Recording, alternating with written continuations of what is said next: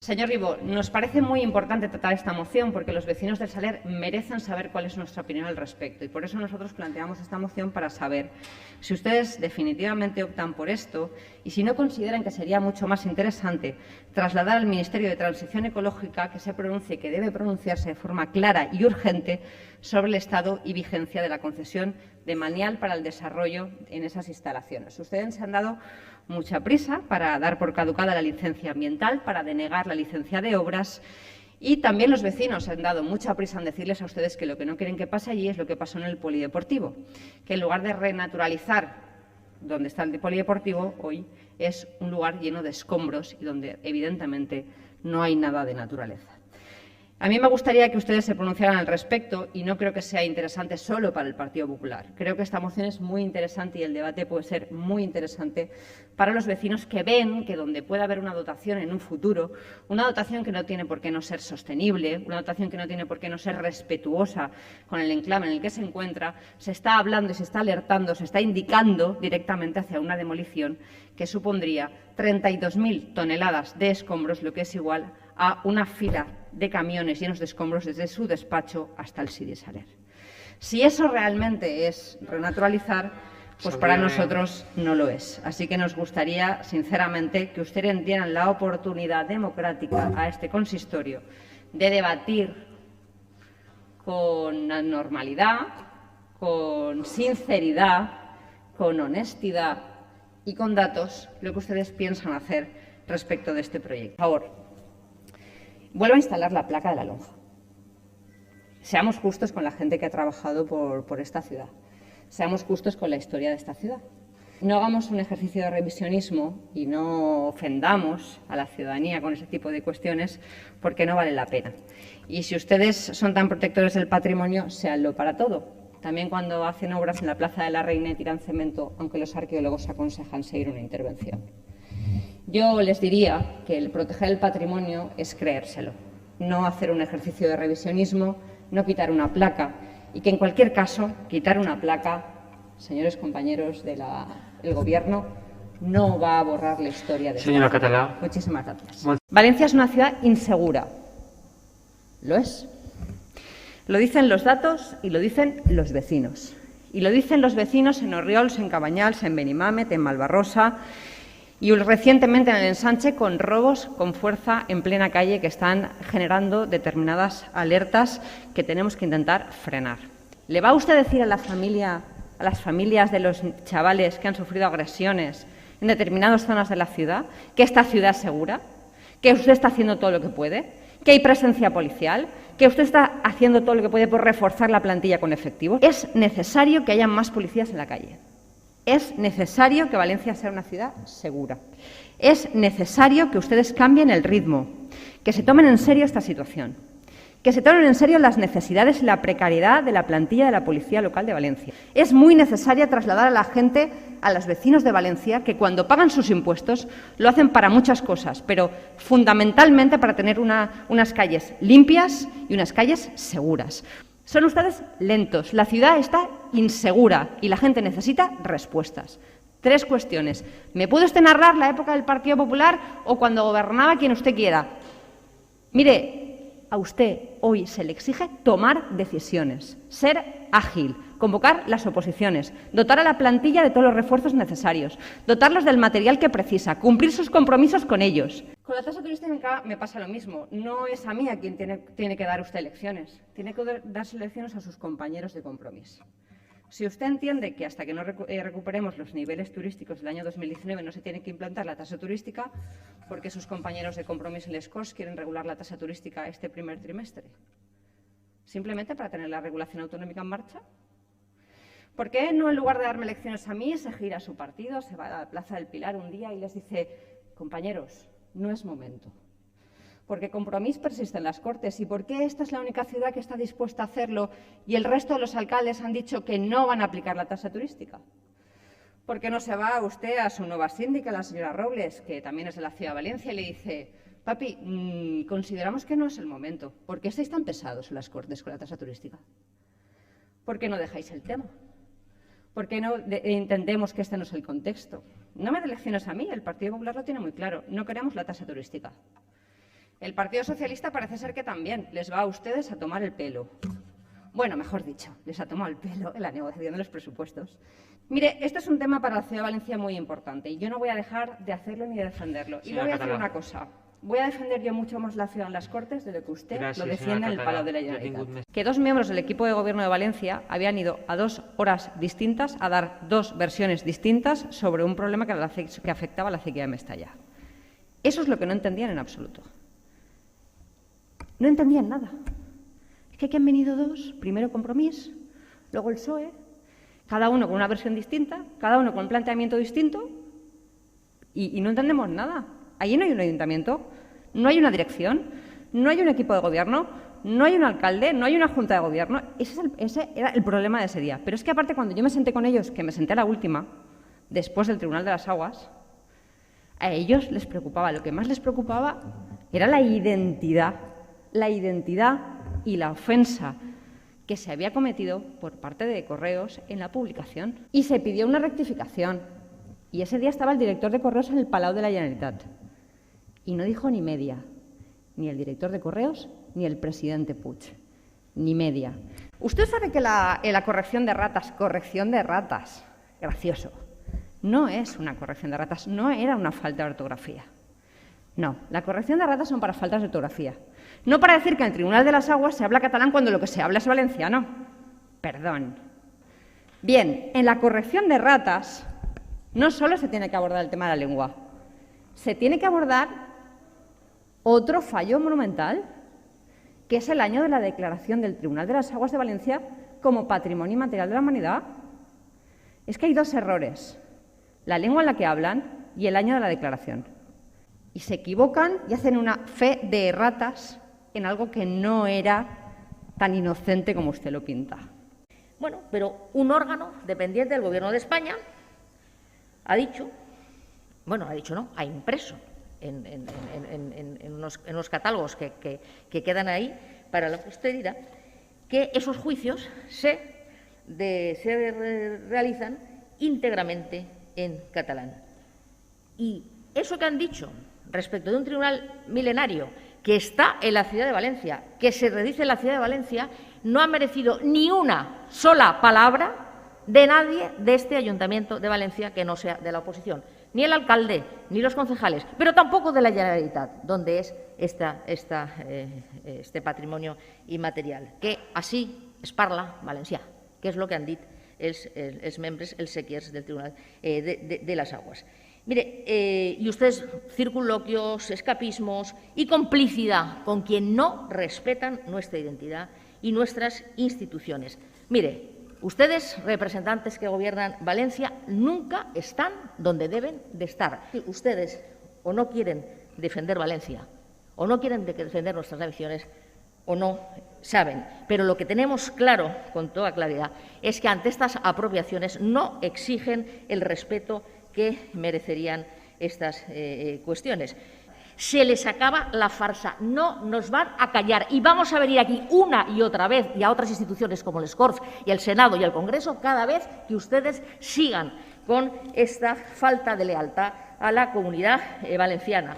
Ya estamos hartos de embustes, de trampas y de traiciones. Ni un ataque sin respuesta, ni una invasión a nuestra autonomía y identidad sin exigencia de rectificación. Pero que una sentencia judicial pues marca la línea, dando la razón al Partido Popular a lo que en su momento, tanto en el año 2020 como en el año 2021, pedimos a este Pleno y que el equipo de Gobierno votó en contra.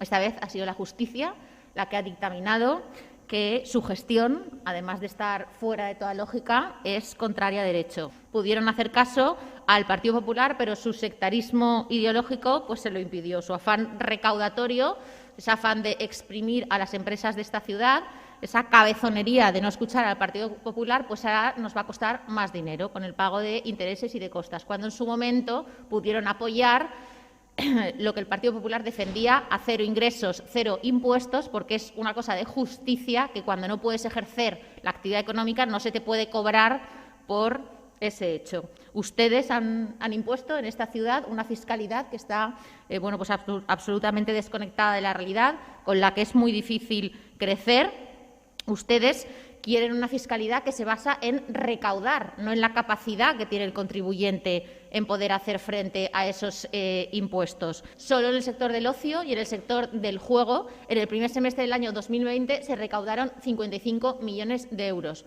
cuando más de la mitad de ese periodo estuvieron cerrados a cal y canto. Que acaten la sentencia judicial y que devuelvan esa parte proporcional del IAE al hotelero que ha ganado la sentencia. Además, les pedimos que se adelanten a la cascada de sentencias que pueden llegar y que devuelvan también a aquellos que han reclamado en este ayuntamiento de oficio esa parte proporcional del impuesto por una actividad que no ha tenido lugar. Desde el ayuntamiento tenemos que trabajar a destajo contra los posibles brotes de racismo, xenofobia, antisemitismo, y precisamente en estos días hemos conocido que este ayuntamiento ha sido condenado por antisemita.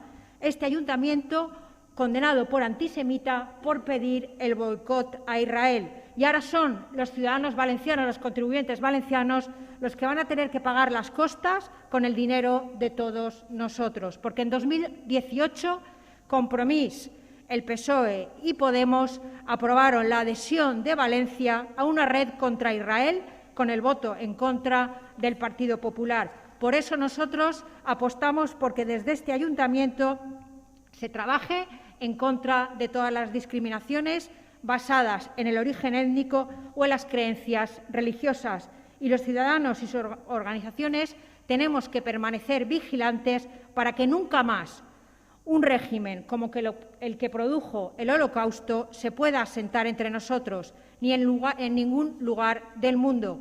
Y en cuanto han tenido ocasión, hacen un decreto, un reglamento mordaza, opaco, y donde la palabra más repetida de la reforma es limitación y limitar.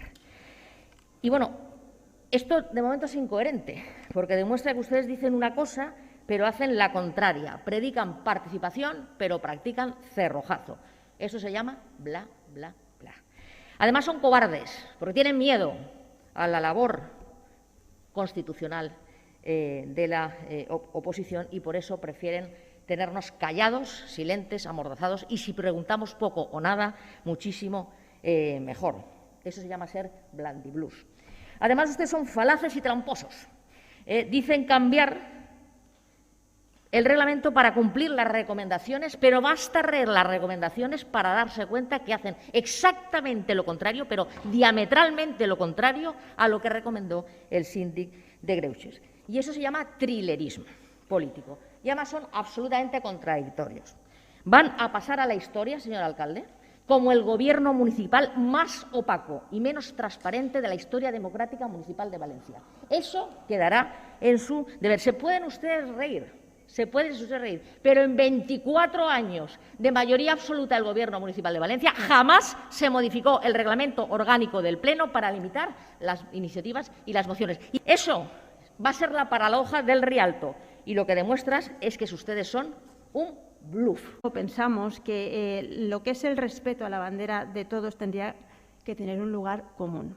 Es decir, que todos los grupos parlamentarios de esta corporación deberíamos encontrarnos en este acuerdo sin ningún tipo de cordón sanitario. De hecho, lo que creo que tendría que hacerse es transformar esta moción en una declaración institucional por parte de todos los representantes de este municipio. Pero es que, claro, ¿qué pasa? Resulta que el Gobierno municipal, tan participativo, tan transparente, tan abierto, pues nos ha dejado sin esa herramienta de participación. Ahora resulta ya que en este ayuntamiento no se pueden hacer declaraciones institucionales que en ocasiones yo creo que son tan necesarias. Nos ha dejado sin esa herramienta. Nos parece que de nuevo se ponen de perfil el Gobierno. Eso es evidente, en estos temas siempre lo hace.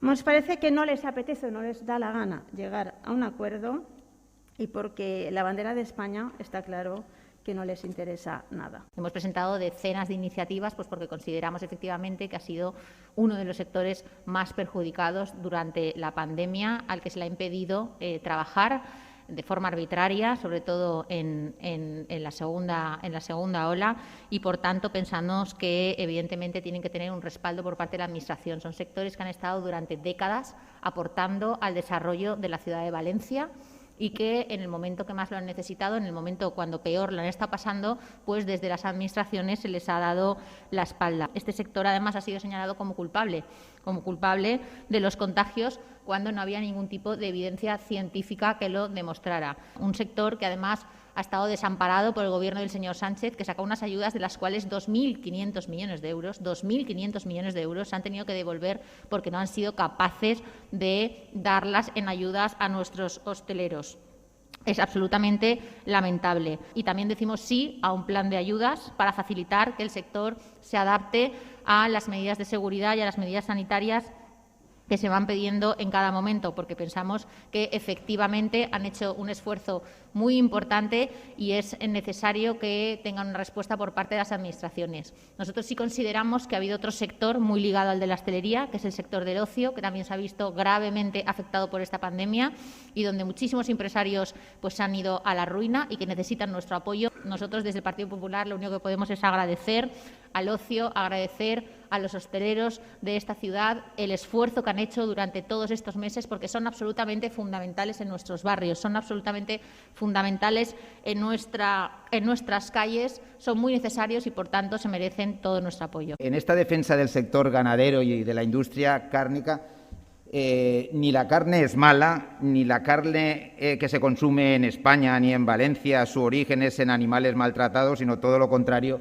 es de primera calidad y cumple todos los estándares.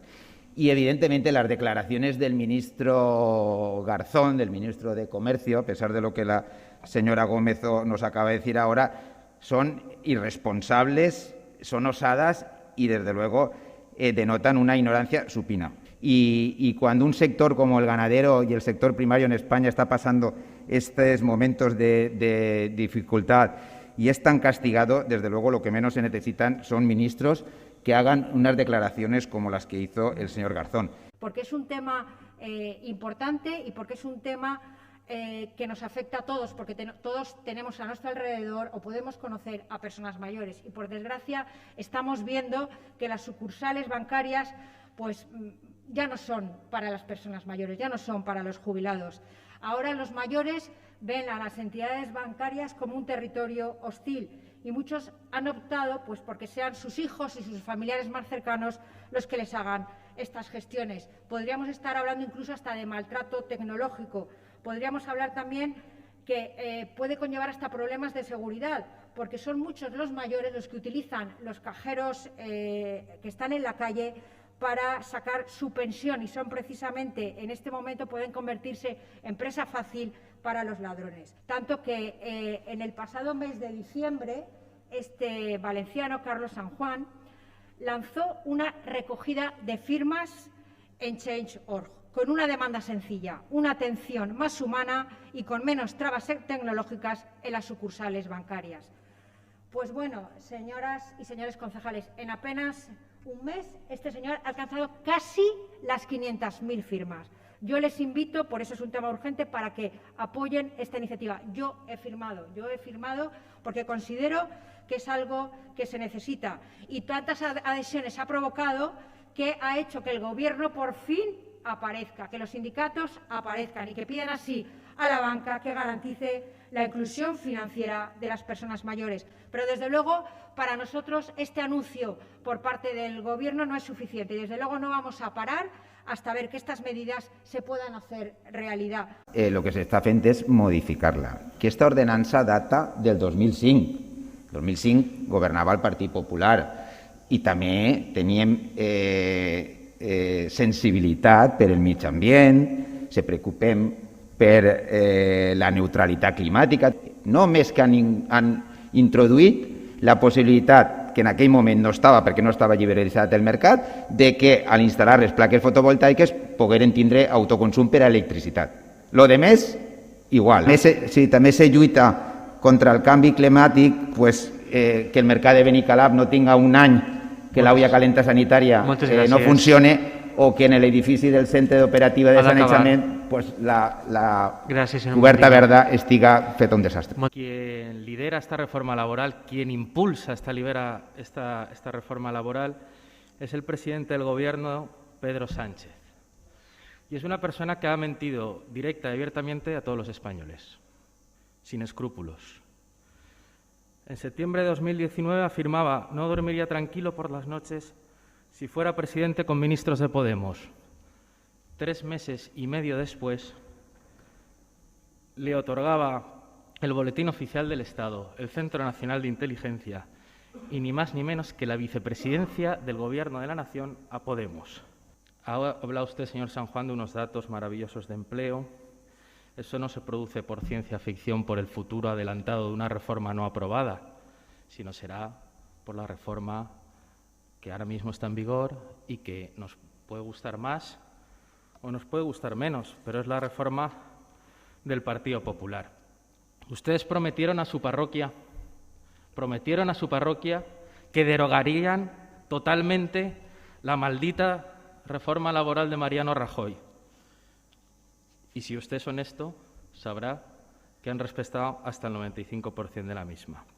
Gracias por reconocer que el Partido Popular sabe hacer normas que crean empleo y riqueza en este país. Pero nadie que tenga 2 dedos de frente puede negar la siguiente evidencia. Consolidado ya el Partido Socialista Obrero Español en el Gobierno, con amplias mayorías, se produjo una destrucción de empleos de 800.000 empleos en España. A continuación vino un Gobierno del Partido Popular, de José María Aznar, que creó 5 millones de empleos en España. A continuación vino un Gobierno del Partido Socialista Obrero Español, don José Luis Rodríguez Zapatero, y fue la sangría histórica mayor conocida en democracia en este país de destrucción de empleo. Y a continuación vino un Gobierno del Partido Popular y se creó 2 millones de puestos de trabajo.